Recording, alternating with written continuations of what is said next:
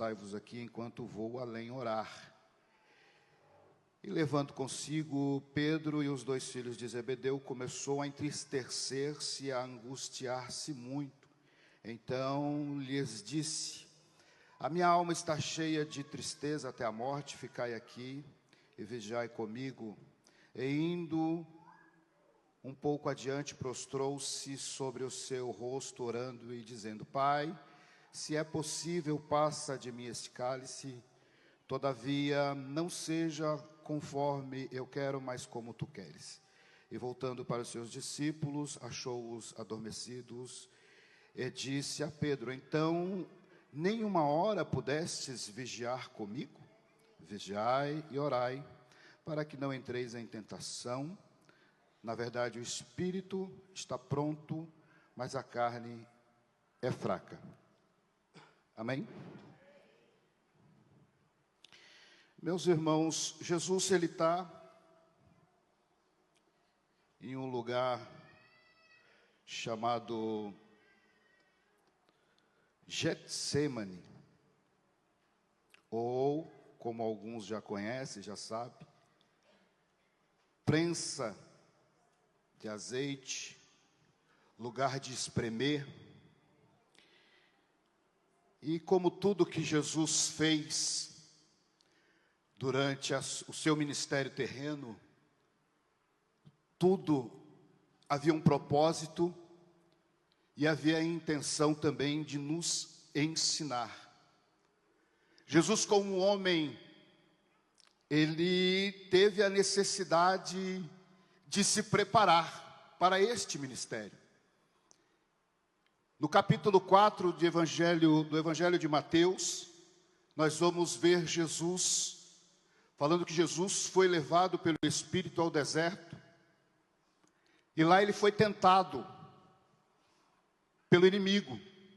Jesus no deserto, ele é tentado por Satanás, mas Jesus, ele repreende o inimigo com a palavra.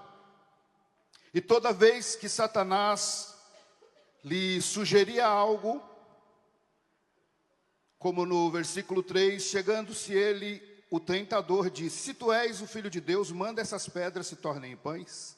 Ele, porém, respondeu e disse: está escrito, nem só de pão viverá o homem, mas de toda a palavra que sai da boca de Deus. E em todas as investidas do inimigo, Jesus cita um versículo, Jesus cita a palavra. E ele nos ensina aqui que nós temos que ter em nossa vida espiritual fundamento, base, firmeza e convicção da palavra como sendo, aleluia, a base de regra e de fé para as nossas vidas. Porque quando nós estivermos diante de uma situação de afronta, de perseguição, ou até mesmo diante do próprio inimigo, nós temos autoridade para repreendê-lo usando a palavra. E para isso é preciso que nós estejamos constantemente tendo um período de devoção, lendo a Bíblia, estudando a palavra e tendo reservado na sua casa um lugar para oração. Porque muitas vezes alguém acredita que só a vinda ao culto, a oração do culto é suficiente. Mas eu quero te lembrar da necessidade de orar sem cessar. A Bíblia nos ensina que devemos orar constantemente, orando em espírito, mas também a necessidade da oração propriamente dita, de joelhos, em um canto, no canto da cama ou no sofá da sala, em algum lugar. Nós temos que ter esse momento de devoção para nos envolver com a sua glória e para que a palavra de Deus seja manifesta ao nosso coração. E para que tenhamos entendimento da palavra, que só é revelada por meio de fé, e fé é um milagre. Por isso muitos estão enfermos, E muitas igrejas estão se afastando do verdadeiro evangelho, porque esqueceram-se, aleluia, dos rudimentos da palavra. E eu venho aqui lembrá-los, e é um discurso que não é novo. Estamos constantemente lembrando a igreja, os obreiros, nós que somos obreiros, da necessidade da oração, do jejum e da palavra. Porque somente assim venceremos o mundo que aí está e a filosofia atual que envolve todo o sistema mundial. Se não houver firmeza, se não houver oração, jejum, nós poderemos ser abalados por um evangelho distorcido. Mas eu vim aqui te lembrar nesta noite que Jesus está em um lugar de aperto, Ele está em um lugar de dor, mas Jesus já sabia que Ele teria que passar, porque havia uma agenda, e nessa agenda Jesus já sabia que teria que passar pelo Getsemane. Ele está no Monte das Oliveiras, em um lugar chamado Getsemane, mas ali, aleluia, Ele vai orar, e o evangelista Lucas, ele vai dizer que ele soa gotas de sangue, tamanha era a agonia, o sofrimento de Jesus, porque ele já percebia, ele já sentia, aleluia, o que ele passaria durante a cruz, no período da cruz, porque ele estaria já sentindo o peso do meu pecado, o peso do seu pecado. Ele já sentia ali no jardim toda a dificuldade que ele haveria de passar. E aí o evangelista diz que ele vai soar gotas de sangue. Tamanha é aleluia, a aflição e a angústia de Jesus, para que você estivesse sentado neste banco hoje, para que eu estivesse aqui nesta tribuna hoje, falando aos teus ouvidos. Jesus teve que subir no Gólgota e ser exposto em um lugar onde todos passariam e veriam ele lá, aleluia, porque o Gólgota era um lugar para que todos que chegavam poderiam observar aquelas pessoas que estavam crucificadas. O meu Jesus, que não tinha pecado, ele se deixou ser levado até a cruz, e ali, aleluia, ele vai pagar aleluia, a promissória que era nossa, o pecado que nos levaria à morte. Jesus subiu no Gólgota, aleluia, e foi exposto, aleluia. Todos que entravam naquela cidade viam aquela montanha ou aquele morro, e ali 3 cruzes, aleluia, e no meio delas um inocente. Mas ele venceu a morte, ele venceu a morte, venceu o pecado, venceu a mentira, venceu a fraude, venceu o engano. Ele venceu, aleluia, todos os ardis de Satanás, para que você estivesse sentado nesta noite aqui, com seus olhos, aleluia, aleluia, fitos em mim. E aleluia, ele queria muito que você pudesse dar um glória, se você, aleluia, pudesse sentir o calor do Espírito Santo, o mover do Espírito que está aqui. Deus tem falado aqui desde o começo. Eu posso perceber a presença do Espírito Santo na nave da igreja. Eu posso sentir o Senhor trabalhando aqui nesse altar, quebrando, aleluias, a dureza de corações. Pessoas vão abrir a boca aqui nesta noite e vai adorar, porque o Espírito Santo vai te comover. Eu não tenho capacidade nenhuma, eu não tenho condição nenhuma, mas Ele, aleluia, eu não posso, mas Ele pode. Eu não sou, mas Ele é, aleluia. Ele é Rei, Ele é maravilhoso, Conselheiro, Príncipe da Paz, Pai da eternidade. Ele é Deus.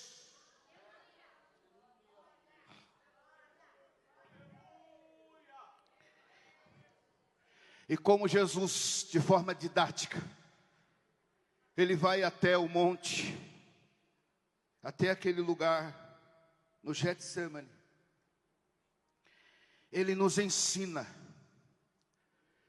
que mesmo sabendo que ele teria que passar por um lugar de angústia, de aflição, mesmo sabendo que ele teria que caminhar até o Gólgota, ele começa a sentir a dor, e ele, como homem, não como a sua natureza divina, ele começa a orar e sentir aquele peso, e ele pede: Senhor, se for possível, passa de mim esse cálice, porém, contudo, todavia, seja feita a tua vontade. E muitas vezes nós não queremos, nós não nos submetemos a uma lutinha, a uma dor. Mas o Senhor, Ele vai nos mostrando que precisamos obedecer. Jesus, Ele obedece. E Ele vai até a cruz, obediente, como ovelha, como cordeiro mudo. Ele vai até a cruz, e Ele não questiona, e Ele não murmura. E eu quero dizer para você aqui nesta noite, muitas vezes nós somos levados ou colocados em um lugar de aflição, e muitas vezes nós não entendemos quais são os propósitos e os planos de Deus. Mas uma coisa eu quero te lembrar, que nesta noite tenha plena convicção e certeza: existe um plano, existe um projeto, você está incluído nele. Deus não se esqueceu de você. Porque toda vez que Deus permitiu que o povo fosse colocado em uma situação de aperto, Deus tinha um plano. Toda vez que Deus permitiu que o povo entrasse em uma situação de aperto, Deus estava com eles. E eu me lembro de Piairote. O povo já havia saído do Egito, mas Deus tinha que tratar com o egípcio. Peraí, volta lá, vai até Piairote, fica encurralado, fica no beco. Olha só, o povo está caminhando, está tudo bem, está prosperando, mas Deus mandou eles voltar. Volta e entra num lugar de aperto, montanha de um lado, rochas do outro, e o mar vermelho atrás. Mas Deus queria que os egípcios entrassem naquele lugar, e só havia um jeito: que o povo estivesse ali como que encurralado. E muitas vezes Deus nos permite entrar em situações, porque existe um plano maior. Mas se você, como eu já disse aqui no começo das minhas palavras, se você se colocar em jejum, se você se colocar em oração, se você se colocar lendo a Bíblia, você vai entender o propósito de Deus. E se não entender, pastor, a pessoa vai ter revestimento e autoridade suficiente para dizer: ó Senhor, seja feito como tu queres. Está doendo, está difícil, mas todavia eu vim te adorar. Está doendo, eu estou passando dificuldade aqui financeira, eu estou tendo problema com meu filho, eu estou tendo problema de saúde, mas todavia eu vim te adorar, porque tu és Deus, é digno de honra e de adoração. Muitas vezes Deus nos coloca na situação de aperto por algum motivo, ou por alguma prática que logo nos é revelada. O povo de Israel havia pecado, e no livro de Juízes capítulo 6 fala que Gideão estava malhando trigo no lagar. Ele estava malhando trigo em um lugar errado, num lugar apertado, sem a menor condição. O trigo teria que ser malhado na eira, em um lugar aberto, para ele pegar e jogar o trigo para cima e o vento levar a palha. Ele está fazendo um processo muito difícil. Mas por que a Bíblia diz que Israel havia pecado? E aí por isso Deus permitiu que os midianitas e os amalequitas entrassem no território de Israel e derrubavam a plantação, passavam com seus carros, camelos, destruía tudo, porque havia uma legalidade. Havia uma legalidade porque eles estavam em pecado.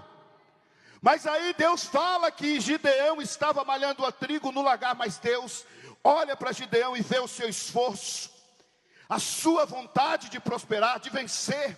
E Deus manifesta a ele e diz assim: olha, vai nessa tua força, porque você há de vencer os amalequitas. E eu vim aqui dizer para você que muitas vezes nós estamos em uma situação de aperto porque nós erramos. E muitas vezes nós somos colocados em uma situação de aperto porque é um projeto de Deus maior, não porque você pecou. Talvez esteja alguém aqui, poxa, eu não entendo. Eu estou passando tanta luta, tanta prova. Mas é porque há um projeto de Deus. Jó vai até o capítulo 42, para ele dizer assim, passou por tanta infelicidade, mesmo diante da luta, ele continua dizendo, só o Senhor é Deus. Só está faltando dinheiro, aí ele diz, só o Senhor é Deus. Há alguém enfermo em casa, mas ele está lá dizendo, só o Senhor é Deus. Aleluia, você veio aqui nesta noite para ouvir esta palavra. Nós estamos sendo direcionados para o céu. E para ir para o céu é preciso compreender que só o Senhor é Deus. É só Ele que abre porta. É só Ele que te coloca nos lugares de honra. Ah, eu tenho curso, eu sou formado, eu sou isso, eu sou aquilo, eu tenho dinheiro. Mas quem te colocou foi Deus. Quem te honrou foi Deus. Aleluia, nesta noite eu vim te lembrar que você é parte de um projeto, de uma engrenagem do céu. Você é parte de uma grande obra. Você pode dar glória a Deus? Você pode adorá-lo nesta noite? Aleluia, aleluia, aleluia. Somos levados a lugares e somos colocados em lugares que nós não queremos. Ezequiel 37, Deus leva o profeta ao vale de ossos secos. Um monte de gente, um exército de ossos, mas havia um propósito. Deus queria mostrar para o profeta que ele era Deus e que ele tinha poder para ressuscitar, para levantar aquele grande exército. E eu vim aqui te lembrar nesta noite, em nome de Jesus Cristo, que por mais que você ache que você esteja morto, ou que você esteja desanimado espiritualmente, mas eu quero te lembrar que o Deus, aleluia, que profetizou aos quatro ventos para o vale de ossos secos, Ele fala na minha boca aqui nesta noite que o Espírito Santo está soprando dentro deste ambiente, para tirar sujeira, para tirar mentira, para tirar arrogância. Ora calabaia canto remi que me dá a sé. Tei que ando ramanto e para soprar na sua vida aqui nesta noite o poder do Espírito, para que você possa orar em línguas, para que você possa continuar. E hoje, a partir de hoje, você vai se lembrar, o irmão pregou lá em cima, que eu tenho que ter um devocional. Eu vou sair para trabalhar, eu tenho que orar. Eu vou entrar na empresa, eu tenho que orar. Vem alguém me visitar, chegou em casa, é crente, nós vamos orar. Saiu, vamos orar. Hoje em dia o povo está tudo, crente entra e sai, tchau, Deus abençoe, nem a paz do Senhor, vai com Deus. Eu vim te trazer à memória que houve um tempo em que para fazer qualquer coisa o crente orava. Quem está entendendo, dá glória a Deus. Aleluia. Glória ao nome do Senhor para sempre.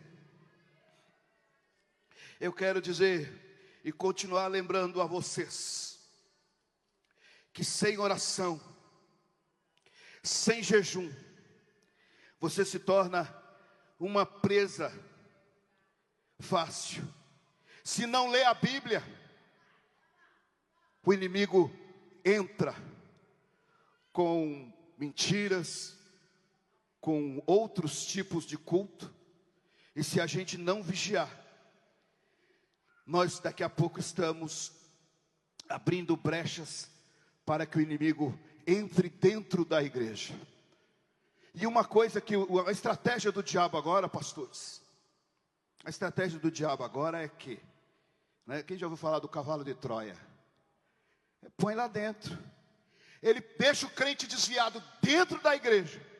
Ele não manda o crente embora. O crente fica desviado dentro da igreja. E vai atrapalhando os outros, e vai fermentando, e vai derrubando, e vai derrubando. A ideia é uma estratégia do diabo. Mas hoje, aleluia, eu vim lembrá-los que existe um Cristo que foi sacrificado na cruz, para que hoje nós disséssemos, aleluia, glória ao seu nome para sempre, e que as mentiras do diabo vai cair por terra. As mentiras vão cair por terra lá na sua casa, lá no seu trabalho, as mentiras vão cair por terra no seu dia a dia. Nós viemos aqui profetizar sobre esta igreja, que é uma igreja de prosperidade espiritual, uma igreja que vai crescer, que já está crescendo, mas é preciso que nós continuemos na oração. Quem está entendendo a glória a Deus?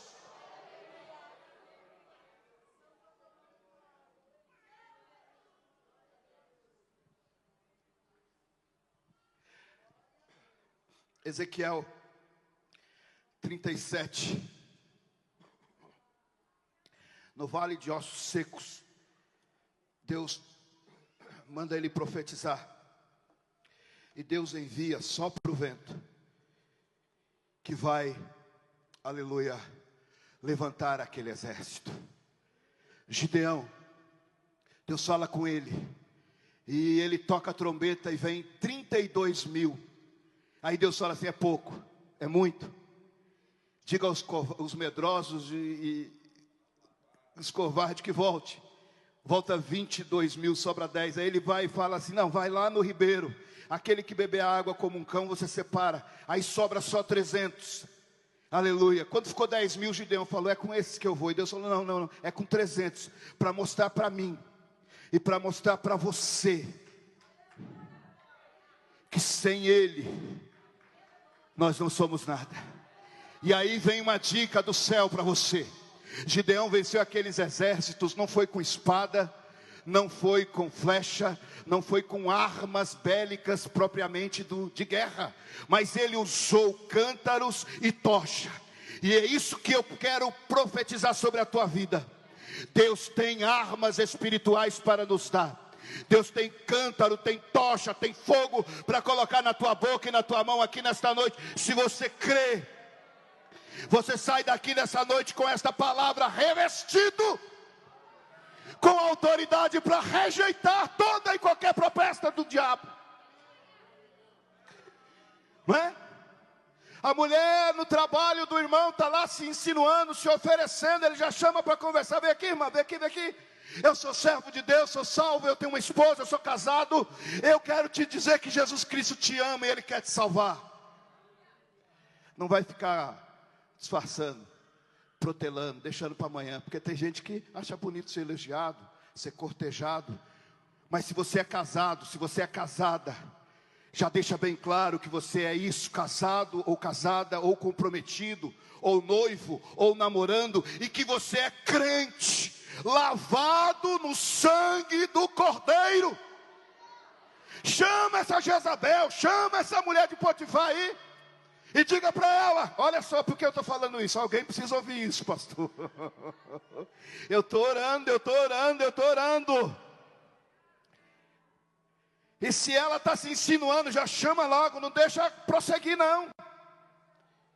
Porque eu já vi situação da mulher trazer um bombom, depois no outro dia trazer um lanche, depois no outro dia trazer um biscoito. E sem falar que tem muitas delas que leva lá para benzer, para oferece e depois traz. E o crente que muitas vezes nem ora para comer. Se você orar, mesmo que foi oferecido, está consagrado, pode comer até com veneno, se tiver fé. E se você não souber, Deus dá vitória. E o horário já foi. Mas eu quero lembrá-los, queridos, que somos extremamente dependentes de Deus, e que há um projeto maior. Há um projeto maior. Eu estava na lama, eu tinha dinheiro, eu tinha uma posição, eu tinha, sei lá, tanta coisa, mas o Senhor me arrancou tudo e me colocou no pó, para que eu pudesse enxergá-lo. E hoje, oh aleluia, eu não consigo viver sem ter esta presença. E se eu vou no culto e não sinto o calor do Espírito, se eu não me arrepiar, para mim o culto está faltando alguma coisa. E tem gente que entra num culto como esse, entra e sai, e não levanta a mão, não dá um glória a Deus, não arrepia. Mas nós viemos aqui em nome de Jesus, para senti-lo, para adorá-lo, para ser tocado por Ele. É impossível que você não consiga dar um glória a Deus agora. Êxodo 33, Moisés está dizendo para Deus: olha, se o Senhor não for comigo, eu não vou com esse povo não. Deus falou assim: meu filho, eu vou mandar o anjo. Não, eu quero a tua presença. Se não for a tua Shekinah, se não for a tua glória, eu não vou. E quero mais, eu quero ver a tua glória, eu quero te ver. Deus põe ele em cima da rocha. E aí Deus diz para Moisés: olha, eu vou passar com toda a minha bondade, com toda a minha glória. Você vai estar de costa, mas eu vou te colocar atrás da rocha. Eu vou pôr a minha mão, e depois que eu haver passado, você vai ver-me pelas costas. Ora, Pai, acala, manto, remi que me dai. Que você saia daqui nesta noite querendo ver mais, querendo ter mais de Deus. Porque o Senhor está falando com você aqui nesta noite, que um dia Ele deu o Filho dele na cruz para que você estivesse aqui. Não há enfermidade, não tem dinheiro, não tem mulher, não tem família, não tem alto nem baixo, nem nada que possa nos afastar da presença dEle. E Ele está dizendo para você aqui nesta noite: abre a tua boca, dá glória. Da glória, levanta a sua mão, adore a Ele. O Espírito Santo está passando em revista da igreja. Olha o Espírito Santo passando em revista aí. Ele está passando aí. Ele quer ouvir o seu glória. Ele quer ouvir a tua, aleluia, manifestação. Porque eu não estou sozinho nessa guerra. Está comigo o braço forte do Senhor, aquele que acalma o vento, aquele que aquieta o mar, que tira a força do fogo, que faz o leão jejuar.